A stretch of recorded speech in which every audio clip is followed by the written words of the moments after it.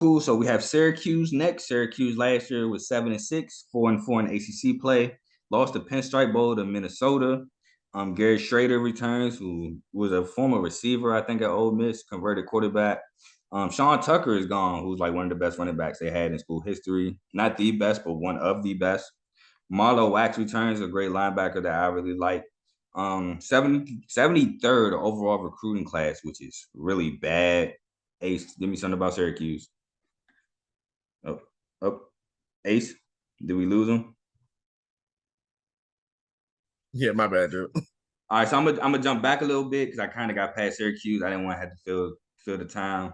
Okay. So with Syracuse, I had Syracuse going 7-5, 4-4 in ACC play, basically the same record as last year.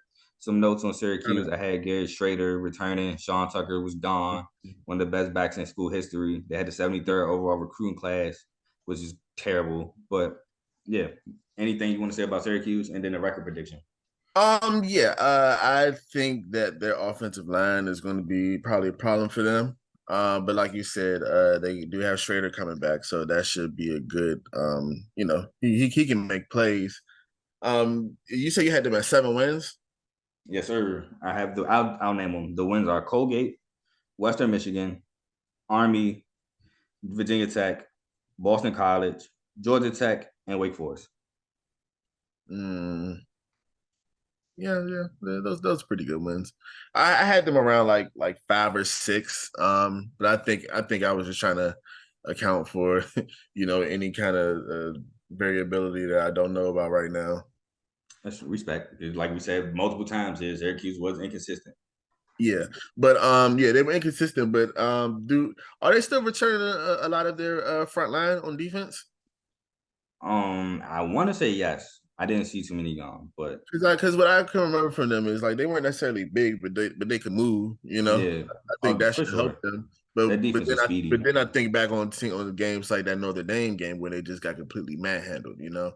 Oh, so, for sure. Which is why I have them losing to Purdue, UNC, Clemson, Florida State, and Pitt. Yeah. Sounds about right.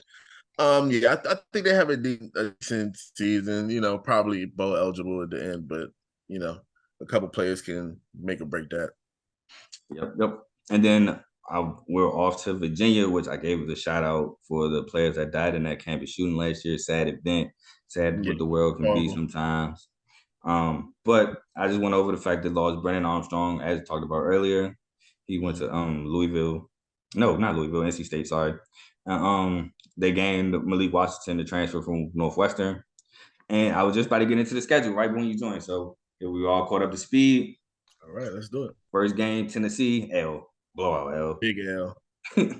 Blowout. Big L. Then we have the biggest L. Yeah. Then we have James Madison, which is an L in my opinion as well. I agree.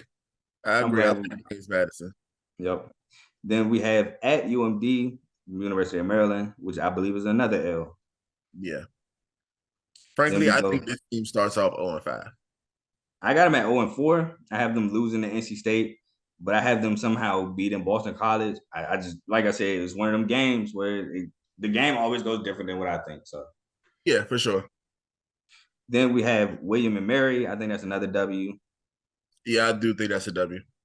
Then we have at UNC, already described earlier. That's an L. Yeah. At the U, I already said it earlier. We think it's an L. Yeah. Georgia Tech, I think, is a W. I think you have them as a W as well, right? Yeah. Yep. And then we have at Louisville, we already said was an L. Duke is an L. And then the rivalry to end the season, I think they take the L to Virginia Tech. Yes, sir. I only have this team at about 2 or 3 wins. I think 3 is being generous. Yeah, I have them at 3-9. Overall, 2-6 ACC play. The 2 wins are Georgia Tech and Boston College. The 1 non-con win is William and Mary. Not too much to say about this school.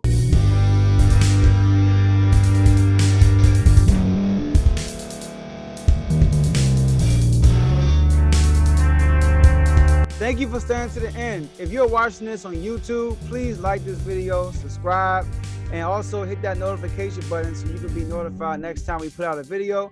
If you're listening on any podcast platform, subscribe and hit that notification button, y'all, so you can be notified we put out another podcast audio. And last but not least, hit that share button. No matter what you're listening to or watching it, hit that share button and send it to somebody that you know that would love to watch this episode you just listened to. So once again, thank you for staying to the end, and we'll see y'all at the next episode.